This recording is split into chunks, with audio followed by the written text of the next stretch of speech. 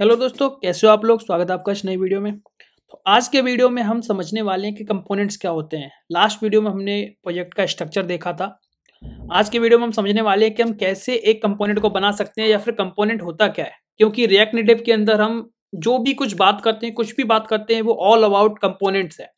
ठीक है, तो कंपोनेंट को हमें समझना बहुत ही ज़्यादा जरूरी है, क्योंकि कंपोनेंट्स के ही क्वेश्चंस पूछे जाएंगे। कोई भी अगर कंपनी आपको हायर करेगी तो आपको कंपोनेंट से रिलेटेड ही क्वेश्चन पूछेगी, अगर पूछेगी। अगर आप यूआई की बात करते हैं, कोई भी कंपनी बात करती है कि आप रिस्पॉन्सिव यूआई बना लेते हो या नहीं, तो वहां पे भी कंपोनेंट की ही बात आएगी कि आप कंपोनेंट को रीयूज कर सकते हो या नहीं, कंपोनेंट को रिस्पॉन्सिव बना सकते हो या नहीं, है ना। तो इस तरीके के अगर आप इंटरव्यू दोगे या कुछ भी करोगे तो वहां पे सब कुछ रिलेटेड टू कंपोनेंट है, बस आपके टर्म्स चेंज होने वाले हैं। तो इस वीडियो में हम समझने वाले हैं कि कंपोनेंट्स क्या होते हैं। तो वीडियो को स्टार्ट करने से पहले अगर आपने अभी तक चैनल को सब्सक्राइब नहीं किया तो चैनल को सब्सक्राइब कर लो और वीडियो को लाइक जरूर करना मेरी मोटिवेशन के लिए। तो स्टार्ट करते हैं।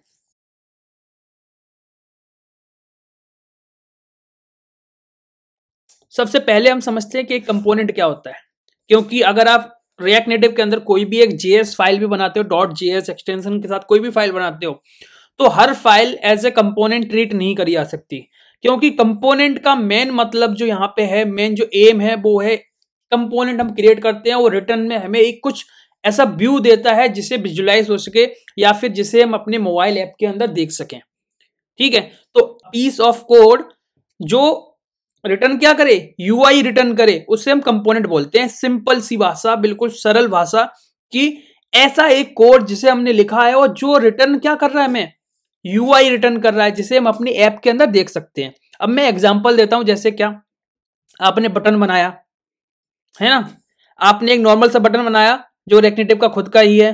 ठीक है, आपने एक अलग से एक डॉट जेएस की फाइल बनाई माई बटन के नाम की, और उसे आपने फिर से कॉल कर लिया। वो भी रिटर्न क्या कर रहा है, हमें बटन की यूआई रिटर्न कर रहा है। मतलब क्या कर रहा है, रिटर्न यूआई करता है, उसे ही हम कंपोनेंट बोलते हैं। तो आप सिंपल सी भाषा में ये समझा सकते हो, अगर इंटरव्यूअर आपसे पूछता है कि कंपोनेंट क्या होता है, तो बोल सकते हो एक piece of code which returns a UI we can visualise.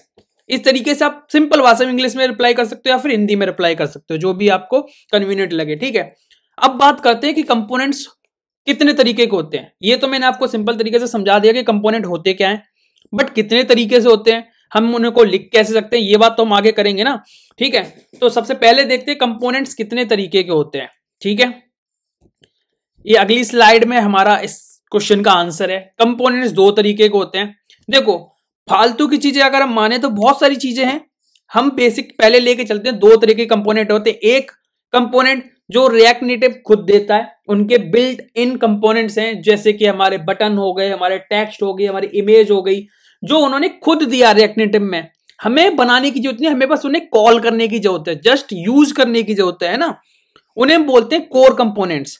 ठीक है, दूसरे कंपोनेंट वो होते हैं जो रिएक्ट नेटिव ने दिए कंपोनेंट, उन कंपोनेंट्स का यूज करके एक कॉम्बिनेशन या फिर एक कॉम्बो बना के एक नया कंपोनेंट बनाए, उस कंपोनेंट को हम बोलते हैं कस्टम कंपोनेंट।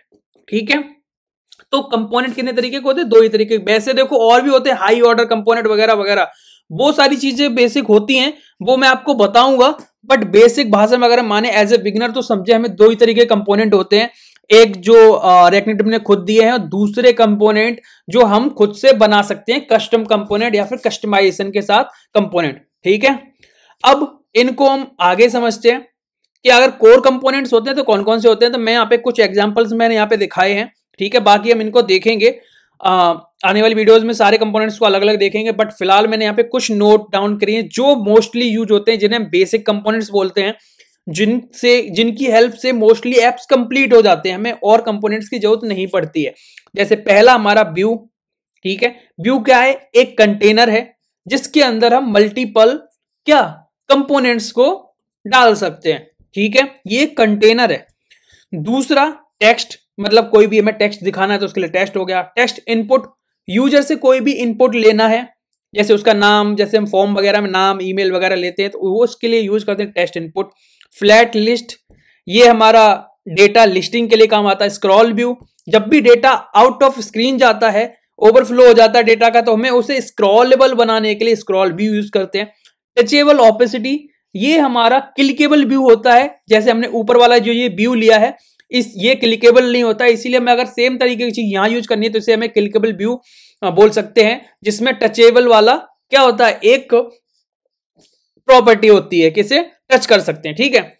उसके बाद section list, section list flat list की तरह ही होती है, बस इसके साथ टाइटल्स भी होते हैं, हेडर्स होते हैं इस तरीके के, तो आप समझ सकते हो फिलहाल के लिए।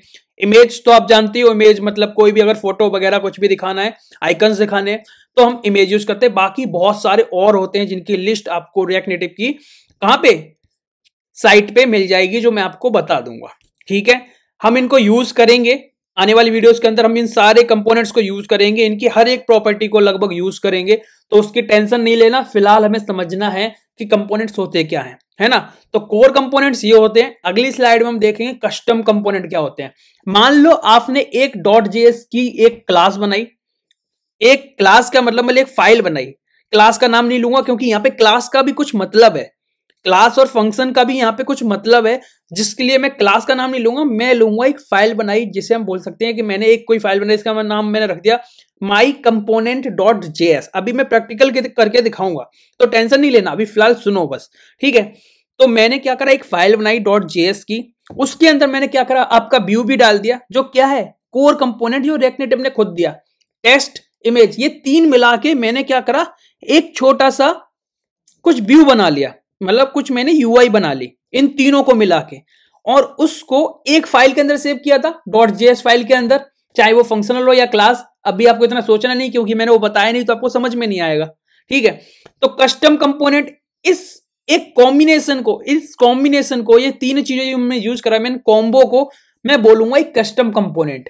अब आप इसे बटन भी बोल सकते हो, आप इसे कार्ड बोल सकते हो, कुछ भी बना सकते हो, बट जब मैं कॉल करूंगा तो इसे सिंगल कंपोनेंट की तरह करूंगा। जैसे मैं रिएक्ट नेटिव के बटन, टेस्ट, इनपुट वगैरह को कॉल करता हूं, वैसे ही इसे भी कॉल करूंगा, ठीक है। आगे मैं बताऊंगा कि कैसे बनाते हैं, तो टेंशन बिल्कुल नहीं लेने का, ठीक है।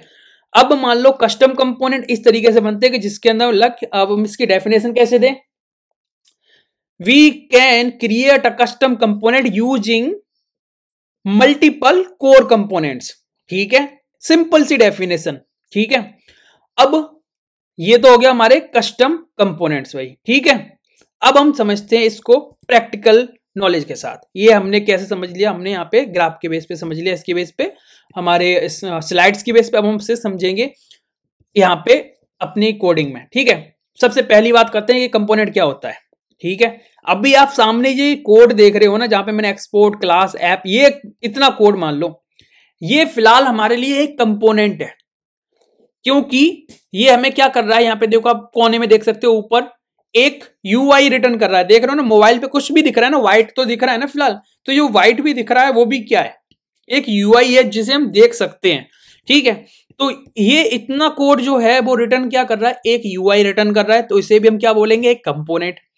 अब इस कंपोनेंट के अंदर मैंने बताया था कि व्यू, टेस्ट, ये कंपोनेंट हम यूज कर रहे हैं, तो ये भी कंपोनेंट्स हैं, बट अभी ये क्या है, कस्टम कंपोनेंट इसे बोल सकते हैं फिलहाल के लिए। ये एक स्क्रीन है, अभी हम एज ए स्क्रीन यूज कर रहे हैं, हम आपको बताएंगे आगे कि कस्टम कंपोनेंट और स्क्रीन के बीच में फर्क क्या होता है, बट फिलहाल अगर माने तो ये भी एक कस्टम कंपोनेंट है, क्योंकि इससे हम कस्टमाइज तो कर सकते हैं ना, कुछ भी डिजाइन बना सकते हैं, तो कस्टम कंपोनेंट मान लो, ठीक है। आप अपने हिसाब से समझ लो इसे। अब देखो ये कहां से आ रहा है, ये व्यू और टेस्ट जो हमने यहां लिए वो कहां से आ रहा है, रिएक्ट नेटिव से, जो मैंने बताया था आपको कि रिएक्ट नेटिव के अंदर मल्टीपल कंपोनेंट्स होते हैं, कोर कंपोनेंट जिन्हें हम बोलते हैं, जो रिएक्ट नेटिव ने खुद से बना के दिए हैं हमें यूज करने के लिए, ठीक है। अब हम इसे मान लेते हैं, यहां देखो मैंने व्यू लिया, ठीक है, यहां मैंने व्यू लिया। अब मैं क्या करता हूं, अभी आपको कुछ नहीं दिख रहा, ये कंपोनेंट्स हमने कोर कंपोनेंट यहां यूज कर रखे हैं। अब बात करते हैं कंपोनेंट, हमने कोर कंपोनेंट समझ लिया, कस्टम कंपोनेंट समझ लिया, ठीक है।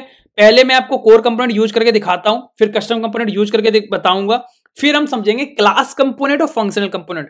क्योंकि चाहे आप कोर कंपोनेंट यूज करो, चाहे आप कस्टम कंपोनेंट यूज करो, दोनों के अंदर हम क्लास, मतलब समझ लो, क्लास कंपोनेंट बना सकते हैं या फिर फंक्शनल कंपोनेंट बना सकते हैं, पर दोनों के अंदर सेम चीज हो सकती है, इसलिए हमने कंपोनेंट को डिवाइड नहीं किया इन दो में।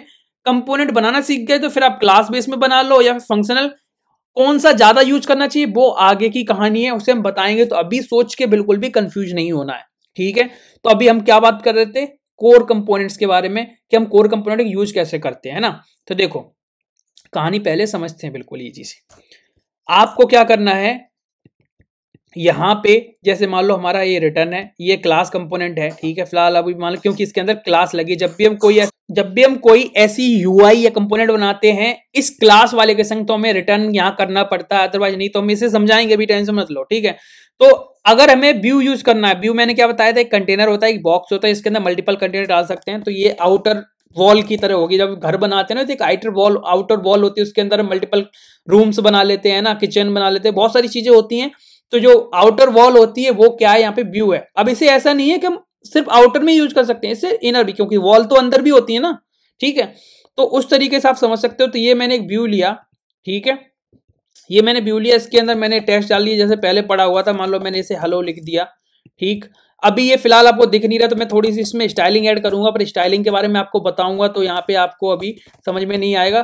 बट आप समझ लो कि ये कुछ ऐसी स्टाइल है जिससे हम थोड़ा सा चेंज कर सकते हैं इसको। जैसे मान लो मैं कुछ एक स्टाइल यूज कर रहा हूं, जिससे मैं इस टेक्स्ट को जो हेलो लिखा हुआ है उसे मैं अपने मोबाइल स्क्रीन के सेंटर में क्या करना चाहता हूं, दिखाना चाहता हूं, इसलिए मैंने कुछ ऐसा यूज किया। अब देखो यहाँ पे ये टेक्स्ट कंपोनेंट आपको दिख रहा है, ये कोर कंपोनेंट है टेक्स्ट, ये आपको दिख रहा है, ठीक है। तो इस तरीके से हम टेक्स्ट लेते हैं, ठीक। इन सारे कंपोनेंट्स के जो भी हमारे कोर कंपोनेंट है, तो मोस्टली यूज्ड कंपोनेंट के हम वीडियो बनाएंगे, सेपरेट वीडियो होगा, और उस हर पर्टिकुलर कंपोनेंट के हम क्या करेंगे, प्रॉपर्टीज, जितनी भी प्रॉपर्टी होंगी, मोस्टली प्रॉपर्टीज हम आपको यहाँ पे प्रैक्टिकल करके दिखाएंगे, तो उसकी टेंशन नहीं लेना। क्योंकि ये जो सीरीज है ये मास्टर रिएक्ट नेटिव है, इसमें मैं ये सोच के नहीं चलूंगा यार कि छोड़ो ये तो आप कर लोगे। सिर्फ सेटअप वाले वीडियो के अलावा अब और किसी चीज में कॉम्प्रोमाइज नहीं होगा, ठीक है। तो यहाँ पे मान लो हमने टेक्स्ट ले लिया। अब अगला कंपोनेंट मैंने क्या बताया था, टेक्स्ट इनपुट। तो अगर टेक्स्ट इनपुट आप लोगे तो टेक्स्ट इनपुट कैसा दिखता है वो मैं आपको बता देता हूँ। मान लो ये टेक्स्ट इनपुट लिया हमने, ठीक। यहाँ पे मैं प्लेस ऑर्डर लगा देता हूँ और इसमें मैं लिखता हूँ एंटर नेम। अभी मैं आपको बना के दिखा रहा हूं, आपको सिर्फ ये समझना कि क्या उसका मतलब है कंपोनेंट का। अभी आप बना के नहीं देखना, क्योंकि आप बना के देखोगे तो फिर आप कंफ्यूज होगे कि इसमें स्टाइलिंग कैसे डालें, बहुत सारी चीजें मैं आपके बताऊंगा आपको, ठीक है। मैं थोड़ा सा स्टाइल खुद से डाल रहा हूं जिससे आपको मैं बता सकूं कि इस कंपोनेंट का मतलब क्या है, ठीक है। तो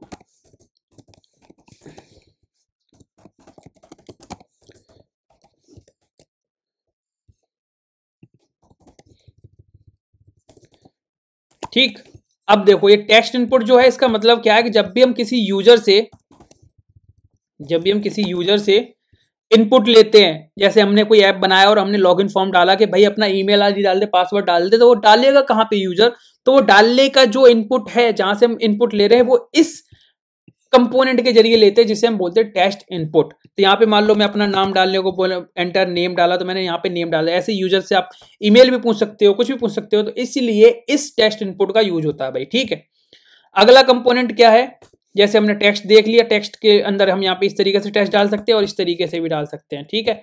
इस तरीके से दोनों तरीके से डाल सकते हैं, तो कोई दिक्कत है नहीं, ठीक। व्यू का मतलब समझ गए कि एक व्यू ऐसा होता है कि हमें एक कंटेनर बनाना है, इसके अंदर मल्टीपल चीजें डालनी है, तो हमें व्यू यूज कर सकते हैं, ठीक।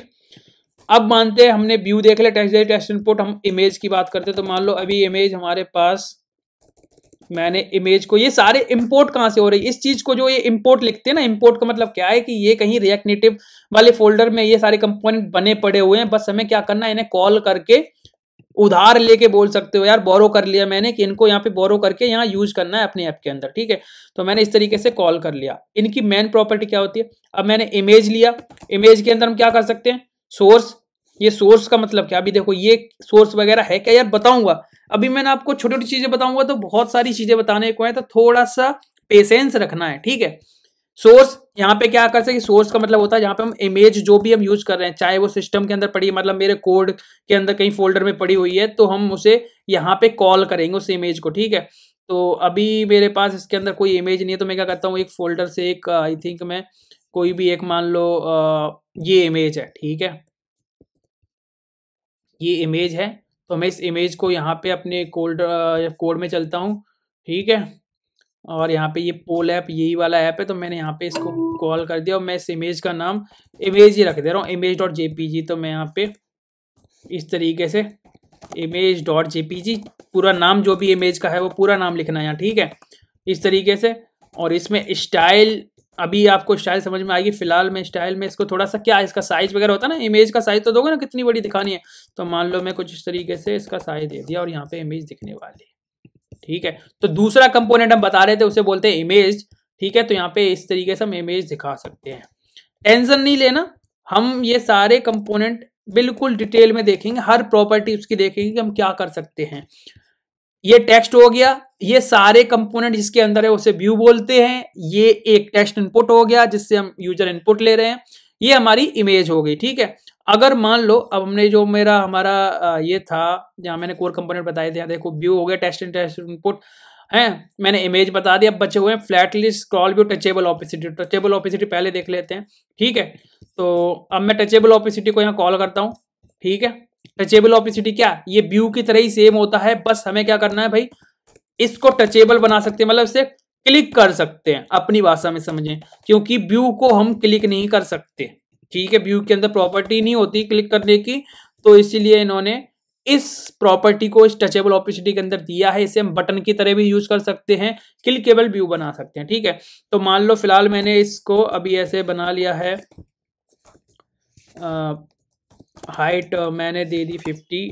ठीक है, हाइट और विड्थ कुछ ऐसे ऐसे इनके अंदर नेम है प्रॉपर्टी के, जिससे आपको समझ में ही आ जाएगा कि इसका मतलब क्या है। जैसे हाइट का मतलब तो आप समझ ही रहोगे कि मतलब कोई भी चीज बना रहे हो उसकी हाइट क्या होगी, है ना वो। ठीक है, और विड्थ का मतलब भी आप समझ रहे होगे, कोई भी चीज उसकी विड्थ क्या होगी ना, चौड़ाई बोलते हैं जैसे हम।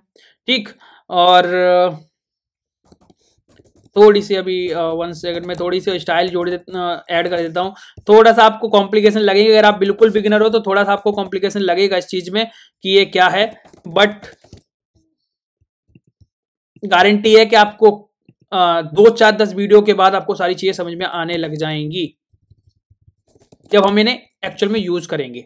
ठीक है, तो ये मान लो अभी एक मैंने बटन बना लिया, ये एक बटन है जिसे मैंने किसकी हेल्प से बनाया, टचेबल ऑपेसिटी, क्योंकि इसे देखो क्लिक कर सकते हैं। तो देखो आप, जब मैं क्लिक कर रहा हूं तो एक टचेबल मतलब क्लिकेबल इफेक्ट आ रहा है कि कोई इस पे क्लिक कर रहा है। ठीक है, तो इसे बटन बोलते हैं। ठीक, अब ये हमारा बटन बन गया, ये हमारी इमेज लगा ली, टेस्ट इनपुट का टेस्ट हो गया। अगर मान लो हम यहाँ पे देखें तो हमारा ये भी हो गया। फ्लैट लिस्ट और देखते हैं। ठीक, फ्लैट लिस्ट कैसे देखेंगे, इस बटन के बाद मुझे यहाँ पे 10 आइटम एक लिस्ट में लगाने हैं। जैसे आप बहुत सारे ऐप यूज कर रहे हो, मान लो आप फ्लिपकार्ट चला रहे हो, अमेजोन चला रहे हो, तो उसके अंदर आइटम्स की लिस्टिंग आती है ना, तो उस आइटम की लिस्टिंग को हम कैसे दिखाते हैं, फ्लैट लिस्ट की हेल्प से। तो फिलहाल हम छोटा सा एक डेमो देख लेते हैं। ठीक है, मैं सिर्फ आपको डेमो इसलिए दिखा रहा हूं कि फ्लैट लिस्ट का मतलब क्या है, बाकी फ्लैट लिस्ट को हम डिटेल में पढ़ेंगे, ये मेरी गारंटी है। ठीक है, तो अभी मैं फिलहाल ऐसे ही एक रैंडम लिस्ट बना दे रहा हूं जिससे आपको थोड़ा सा बेसिक सा समझ में आ जाए कि फ्लैट लिस्ट है क्या। मैं आपको सिर्फ कंपोनेंट डिस्प्ले करके यहाँ पे दिखा रहा हूँ। ठीक है, इसका मतलब ये नहीं है कि मैं आपको बाद में बताऊंगा, नहीं, ऐसा कुछ नहीं है, पूरे कंपोनेंट में डिटेल में बताऊंगा। मोस्टली यूज्ड कंपोनेंट, ठीक है, 50 कंपोनेंट पूरे नहीं बताऊंगा, जिनसे हम ऐप बना लेते हैं वो मोस्टली यूज्ड कंपोनेंट मैं आपको बताऊंगा। ठीक है, तो अभी मान लो मैंने एक व्यू ले लिया और इस व्यू को मान लो मैं स्टाइल, इसको मैंने विड्थ दे दी कितनी, 50, हाइट 50, और बैकग्राउंड कलर मान लो मैंने दे दिया ग्रीन। ठीक, जस्टिफाई कंटेंट, सेंटर। अब मैं क्या कर रहा हूँ, ये जो बटन जो मैंने व्यू लिया ना, इस व्यू के बीच में मैं एक टेक्स्ट लूंगा और टेक्स्ट में काउंटिंग दिखेगी। कौन सी काउंटिंग, इंडेक्स +1, और ये लिस्टिंग दिख रही है, देखो लिस्टिंग दिख रही है 1 2 3 4।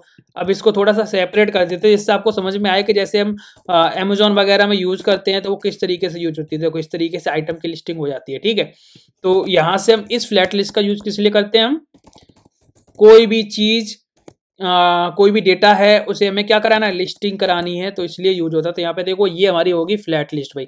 अब देखो ऊपर टेक्स्ट था ना, और यहाँ पे टेक्स्ट इनपुट आ गया, बट टेक्स्ट गायब हो गया क्योंकि इस फ्लैट लिस्ट ने काफी स्पेस ले लिया। अब मैं चाहता हूं यार टेक्स्ट भी दिखे, ये भी दिखे, तो मुझे स्क्रॉल इफेक्ट चाहिए। स्क्रॉल इफेक्ट मतलब स्क्रॉल कर सकूं मैं इस पूरे व्यू को, स्क्रीन को। तो वो क्या करेंगे, ये जो हमने मेन व्यू लिया था ना, इस व्यू को स्क्रॉल व्यू के अंदर डाल देता। स्क्रॉल व्यू कैसे यूज होता है ना, वो पेरेंट की तरह ही यूज होती है।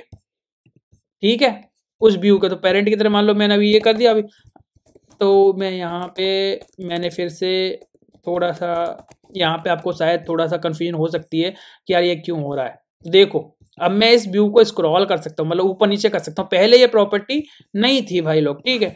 तो अब ये आ गई है प्रॉपर्टी, तो इसको थोड़ा सा मैं और क्या करूंगा, जो मेरा टेक्स्ट लिखा हुआ ना उसको मैं थोड़ा सा ऊपर से गैप दे दूंगा, जिससे वो विजिबल हो सके पूरा सही से, ठीक है। तो अब देखो यहाँ पे विजिबल है अभी फिलहाल, जब मैं इसको ऊपर नीचे स्क्रॉल कर रहा हूँ, ठीक है। तो अब देखो ये मेरा सारा आइटम स्क्रॉल भी क्यों यूज हुआ, क्योंकि इस जो हमने ये लिस्टिंग लगाई ना, ये लिस्टिंग इस मोबाइल के नीचे तक जा रही होगी, मतलब ये पूरा स्पेस ले लिया। और ऊपर वाला यार है, तो अभी इसने नीचे का पूरा स्पेस ले लिया, तो ऊपर वाला ढक जाएगा ना, तो अब स्क्रॉल कर सकते हैं इसको, ठीक है। तो इसलिए हम स्क्रॉल व्यू यूज करते हैं, इसका नाम भी स्क्रॉल व्यू है, यही व्यू है, सेम यही व्यू है, बस इसको स्क्रॉलिंग की क्या दे दी प्रॉपर्टी कि ये व्यू स्क्रॉल हो सकता है, इसलिए इसे हम स्क्रॉल व्यू बोलने लगे हैं, ठीक है। और हमने फ्लैट लिस्ट भी देख लिया है भाई, ये सारी चीजें देख ली, तो मोस्टली इस वीडियो के लिए काफी है, क्योंकि इन सब के ऊपर हम बनाने वाले हैं क्या सेपरेट सेपरेट वीडियो। अब जब मैंने कोर कंपोनेंट आपको दिखा दिए, तो एक कस्टम कंपोनेंट की बात भी बनती है। तो मैं क्या करूंगा, यहाँ पे इसी फोल्डर लिस्ट के अंदर इसी रूट में हम एक नया सा, जैसे मैंने बताया था, मैं मान लो मैं माई बटन .js नाम की एक फाइल बना रहा हूँ। ये फाइल अभी कौन सी, अभी ये कंपोनेंट नहीं बना है, क्योंकि अभी ये कुछ यूआई रिटर्न नहीं करेगा जब तक मैं इसके अंदर कोड नहीं लिखूंगा। ये जस्ट एक नॉर्मल सी जेएस फाइल है, ठीक है। मैंने क्या करा, यहाँ पे एक जो कोड यहाँ पे हमने लिखा था वैसा ही सेम कोड, यहाँ देखो क्लास कंपोनेंट है, मैंने यहाँ पे फंक्शनल बनाया। इसके बारे में हम बहुत अच्छे से बात करेंगे, क्योंकि ये बहुत ही इंपॉर्टेंट टॉपिक है, ठीक है। अभी मान लो मैंने एक बटन बनाया है, वही सेम चीजें यार मैंने जैसे मैंने व्यू लिया, व्यू को मैंने मान लो अभी व्यू की जगह पे मैं टचेबल बनाना चाहता हूँ, क्योंकि इसको मैं क्लिक करवाना चाहता हूँ। तो जैसे मैंने बताया टचेबल ऑपेसिटी सेम व्यू की तरह होता है, बस इससे क्लिकेबल इफेक्ट आ जाता है, इसलिए इसे हम इस तरीके से ले रहे हैं, ठीक है। तो मान लो मैंने इसको एक व्यू बनाया, जिसको मैंने विड्थ दे दी क्या 200 और हाइट दे दी वही 50। जस्टिफाई कंटेंट, ये आपको अभी थोड़ा सा समझ में नहीं आएंगी प्रॉपर्टीज, बट मैं आपको सजेस्ट करूंगा कि इन प्रॉपर्टीज पे काम करने से पहले आप एक बार थोड़ा सा CSS HTML और CSS पे काम कर सकते हो। 2-4 दिन की बात है, क्योंकि अगर 2-4 दिन आप थोड़ा सा फोकस इस पे कर लोगे ना, तो रिएक्ट नेटिव के जो भी कंपोनेंट हम बना रहे हैं ना, ये और इस तरीके ये जो ये चीजें लिख रहे हैं बहुत ईजी हो जाएंगे आपके लिए। तो बट अगर नहीं पढ़ोगे तो मैं तो बताने वाला हूं, बट ये है कि मैं सारी प्रॉपर्टीज जो यूज में होंगी वही बताऊंगा, क्योंकि प्रॉपर्टीज तो लाखों हैं, हर एक कंपोनेंट के अंदर लाखों प्रॉपर्टीज हैं, बट मोस्टली मैं बताऊंगा जितनी बता सकता हूं, ठीक है। तो अभी यहाँ पे एक टेक्स्ट दिख रहा है, बैकग्राउंड कलर मान लो मैं बटन बनाना चाहता हूँ ग्रीन कलर का, ठीक है भाई।